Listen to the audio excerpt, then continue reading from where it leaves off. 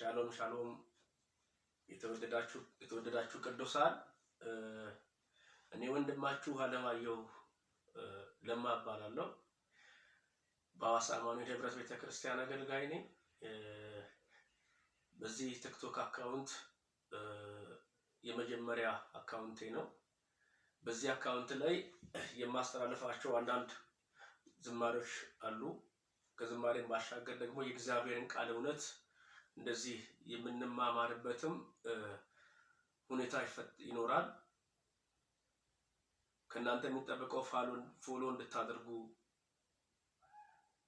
ሼር እንድታደርጉ እንዲሁም ደግሞ ኮሜንት እና ላይክ እንድታደርጉ በጌታ ፍቅር ለምናችኋለሁ። አስተያየትም ካለ ምናልባት የምታረመው መስተካከል የሚገባው ጉዳይም ነገር ካለ መስተካከል የሚችልበትንም መንገድ እንድትጠቁሙኝ በእግዚአብሔር ርኅራኄ ጠይቃችኋለሁ። ዛሬ የመጀመሪያ የመጣሁት በመጽሐፍ ቅዱሳችን ውስጥ በርካታ አያያዥ ጉዳዮች አሉ። የቀድሞ የህይወታችንን ስርዓትና አንድን ነገር ለመግለጽ ሲፈልግ የሚጠቀማቸው አያያዥ ቃላቶች አሉ። ለምሳሌ ከአያያዥ ቃላቶቹ ስለዚህ፣ በዚህ ምክንያት፣ ስለሆነም ብሎ ይናገራል። አንዳንዱ ደግሞ አሁን ግን በተለይ አሁን ግን የምትለውን አራት ክፍሎችን ብቻ ከአሁን ጋር ተያይዞ ያሉትን አራት ነገሮችን ብቻ አሳያቸዋለሁ።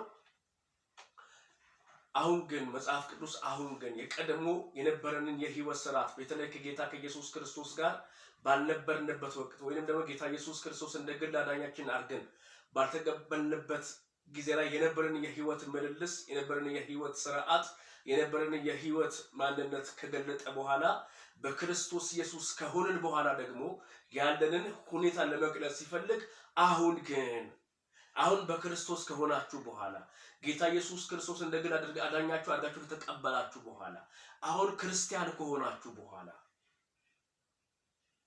አሁን ግን ብሎ ከሚናገራቸው ክፍሎች መካከል የመጀመሪያው የአንደኛ ቆሮንቶስ ምዕራፍ 6 ከቁጥር 9 እስከ 12 ያለውን ነው የማነብላችሁ። እዚህ ውስጥ ቀድሞ የነበረን የህይወት ስርዓትና ይሄን ቆሮንቶስን በተለይ የጻፈው ጳውሎስ እንደሆነ ነው የሚታመነው። ጳውሎስን የጻፈው አንደኛ ቆሮንቶስ፣ ሁለተኛ ቆሮንቶስን እንዲሁም ሶስተኛ ቆሮንቶስም አለ ይባላል። የመጽሐፍ ቅዱስ አዋቂ ሶስተኛ ቆሮንቶስ አለ። ግን እዚህ መጽሐፍ ቅዱስ ላይ አልተካተተም። ነገር ግን እንዳለ ነው የመጽሐፍ ቅዱስ አዋቂዎች የሚናገሩት። በዚህ በአንደኛ ቆሮንቶስ ምዕራፍ 6 ቁጥር 9 ላይ እንዲህ የሚል ቃል አለ። አመፀኞች የእግዚአብሔርን መንግስት እንደማይወርሱ አታውቁምን? በዚህ ነገር አትሳቱ፣ አትታለሉ።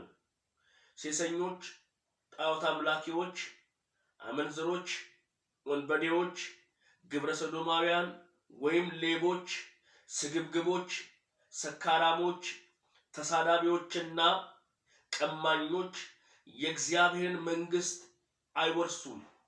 ከእናንተ አንዳንዶች እንደዚህ ነበራችሁ። ተሳዳቢዎች ነበራችሁ፣ ስግብግቦች ነበራችሁ፣ ቀማኞች ነበራችሁ፣ ሌቦች ነበራችሁ፣ አመፀኞች ነበራችሁ። እንደዚህ ነበራችሁ። ከእናንተ አንዳንዶች እንደዚህ ነበራችሁ። ከዛስ አሁን ግን ብሎ ነው የሚናገረው። አራት አሁን ግኖችን ነግራቸዋለሁ ብያለሁ። አሁን ግን በጌታ በኢየሱስ ክርስቶስ ስምና በአምላካችን መንፈስ ታጥባችኋል፣ 1 ተቀድሳችኋል፣ 2 ጸድቃችኋል። ከቀደመው የህይወት ምልልሳችሁ ጌታ ኢየሱስ ክርስቶስን ከማግኘታችሁ በፊት የነበረው የህይወት ምልልሳችሁ አመንዘሮች ነበራችሁ፣ ሴሰኞች ነበራችሁ፣ ሌቦች ነበራችሁ፣ አመፀኞች ነበራችሁ፣ ተሳዳቢዎች ነበራችሁ፣ አንገላቾች ነበራችሁ፣ ቀማኞች ነበራችሁ። ጌታ ኢየሱስ ክርስቶስን ከተቀበላችሁ በኋላ አሁን መቼ ጌታ ኢየሱስ ክርስቶስን እንደ ግል አዳኝ አድርገን ከተቀበልን በኋላ ያለንን ህይወት አያይዞ ሲናገር አሁን ግን በጌታ በኢየሱስ ክርስቶስ ስምና በአምላካችን መንፈስ ታጥባችኋል፣ ተቀድሳችኋል፣ ጸድቃችሁማል። ኢየሱስ ጌታ ነው። የቀደመው የህይወት ስርዓታችንን ከነገረን በኋላ ነው ልክ በጌታ በኢየሱስ ክርስቶስ ማመን ፊታችን ወደ ክርስቶስ ኢየሱስ ስናዞር ያንንን ህይወት ደግሞ የታጠበ ህይወት የተቀደሰ ህይወትና የጸደቀ ህይወት ጸድቃችኋል ይላል። በክርስቶስ ኢየሱስ በክርስቶስ ኢየሱስ። ሁለተኛውን አሁን ግን ላሳያችሁ እንዲህ ይላል ሮሜ ምዕራፍ 3 ከቁጥር 19 ጀምሮ እንግዲህ አፍ ሁሉ እንዲዘጋና ዓለም በሙሉ ለእግዚአብሔር መልስ እንዲሰጥ ሕግ የሚናገረው ሁሉ ከሕግ በታች ላሉት እንደሆነ እናውቃለን። እንግዲህ አፍ ሁሉ እንዲዘጋ ማንም መልካም ሰው ስለሆንኩ ነው፣ መልካም ስራ ስለሰራው ነው፣ በዚህ ምክንያት ነው የጸደቅኩት እንዳይል በሕግ ፊት ማንም ሰው ስጋ የለበሰ በሕግ ፊት እንዳይጸድቅ እግዚአብሔር ትምክህታችንን እግዚአብሔር ኩራታችንን አለን የምንለው ነገር ሁሉ ከንቱ አደረገና ማንም በሕግ ፊት ጻድቅ አይደለም ማለት። ለዚህ ነው ሮሜ መጽሐፍ አብዛኛው ስትመለከቱ ከጽድቅ ሕይወት ጋር ከእምነት ሕይወት ጋር የተገናኘ ነገሮችን ነው የሚያነሳው። ሮሜ ምዕራፍ 3 በተለይ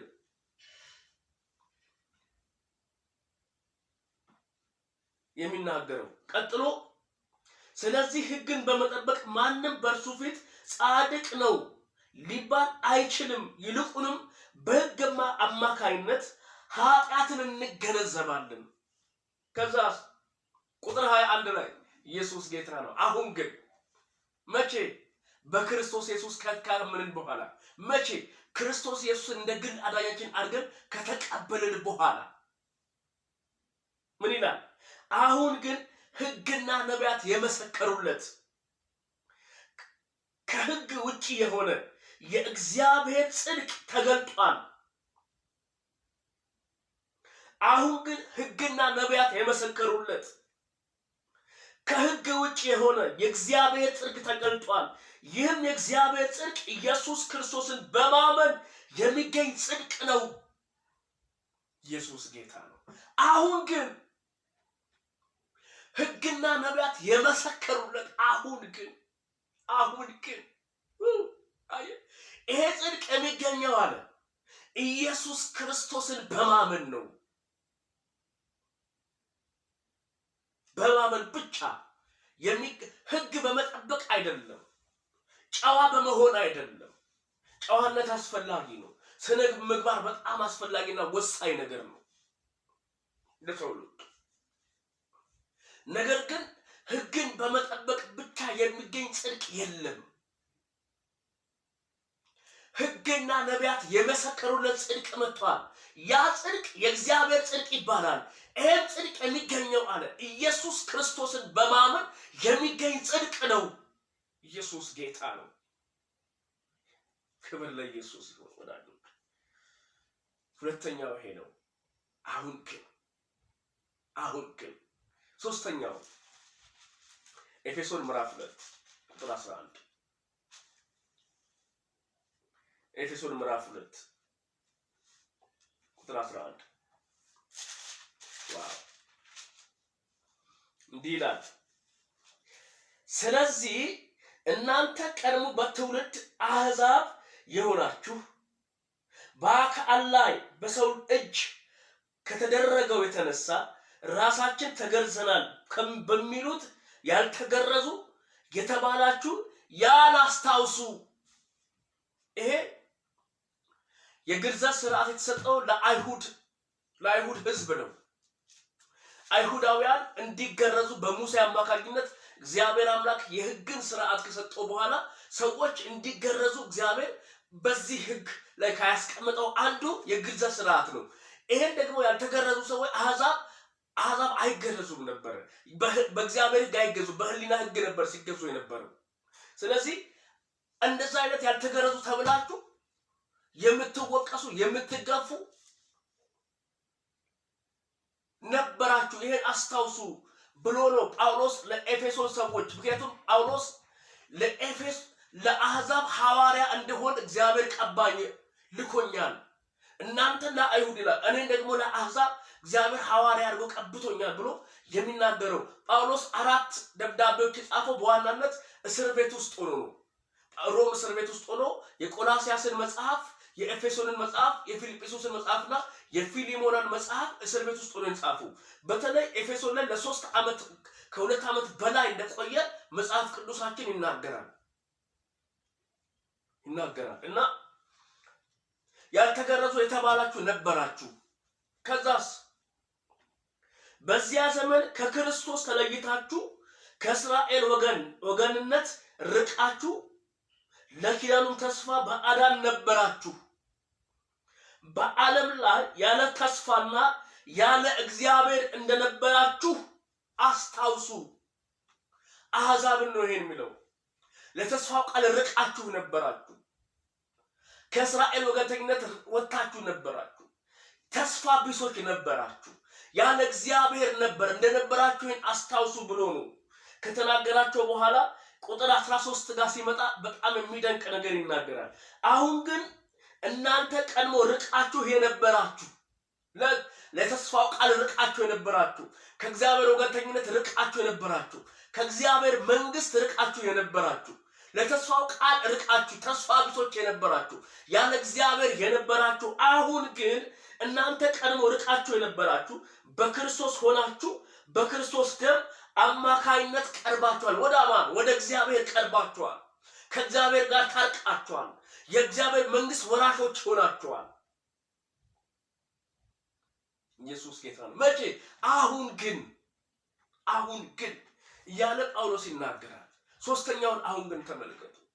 እግዚአብሔር ምን አይነት ነገር አሕዛብ የነበርነውን ሰዎች ተስፋ ቢስ የነበርነውን ሰዎች በዚህ ዓለም ተስፋ ያጣን የነበርነውን ሰዎች ያለ እግዚአብሔር ያለ ክርስቶስ የነበርነውን ሰዎች ክርስቶስ ኢየሱስን ስንቀበል ግን አሁን ግን እናንተ ቀደም ርቃችሁ የነበራችሁ በክርስቶስ ኢየሱስ ሆናችሁ በክርስቶስ ደም አማካይነት ቀርባችኋል። ሶስተኛው ይሄ ነው። የመጀመሪያው አንደኛ ቆሮንቶስ ምዕራፍ 6 ከቁጥር 9 እስከ 11 እስከ 12 ያለውን አሁን ግን አሳያችኋለሁ። ሁለተኛው ሮሜ ምዕራፍ 3 ከቁጥር 19 እስከ 22 ያለውን አሳይቻችኋለሁ። አሁን ሶስተኛው ደግሞ የኤፌሶንን መጽሐፍ አሳይቻችኋለሁ። የመጨረሻው አሁን ግን የተጻፈበትን ክፍል ላሳያችሁ። ቆላስይስ ምዕራፍ 1 ቁጥር 22 ላይ እስከ 23 ነግራችኋለሁ። ቆላስይስ ጳውሎስ እስር ቤት ሆኖ ከጻፋቸው ደብዳቤዎች መካከል ነውና ምንድነው የሚለው? ቁጥር 22 ላይ ከቁጥር 21 ጀምሮ ላንብብላችሁ። ከክፉ ባህሪያችሁ የተነሳ ቀድሞ ከእግዚአብሔር ተለይታችሁ በአምላካችሁም ጠላቶች በሐሳባችሁም ጠላቶች ነበራችሁ። አያችሁ? ከክፉ ባህሪያችሁ የተነሳ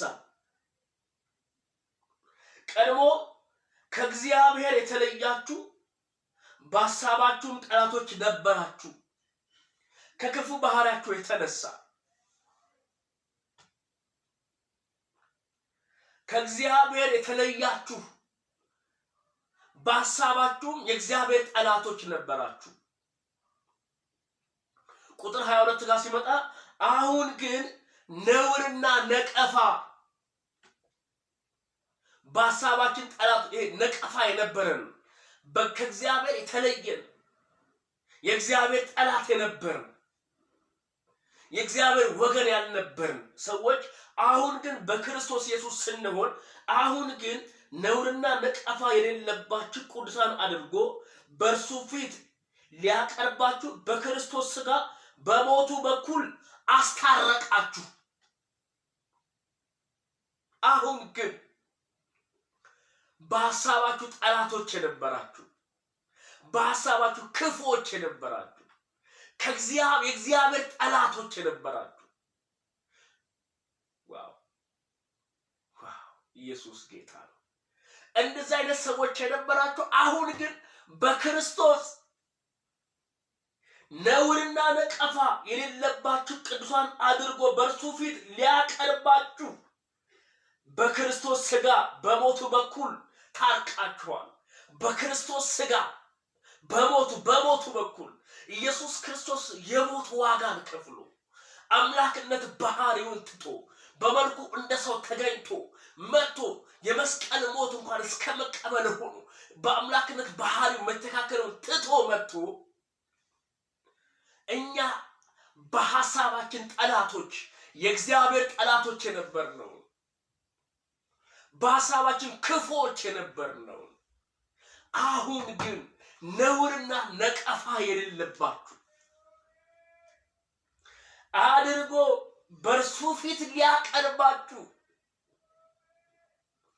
በክርስቶስ ሥጋ በሞቱ በኩል አስታረቃችሁ። ኢየሱስ ጌታ ነው። ክብር ለኢየሱስ ይሁን።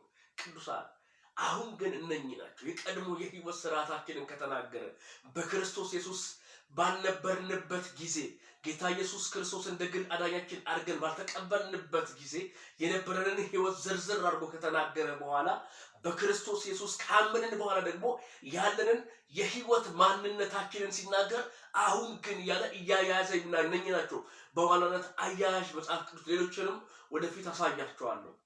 ሼር፣ ላይክ፣ ፎሎ እና ኮሜንት ማድረጋችሁን አትተው። እግዚአብሔር ይባርካችሁ። አስተያየት ካላችሁ፣ ሐሳብ ካላችሁ፣ መስተካከል የሚገባው ነገር ካላችሁ ኮሜንት ጻፉልኝ። እግዚአብሔር ዘመናችሁን ይባርክ። እወዳችኋለሁ።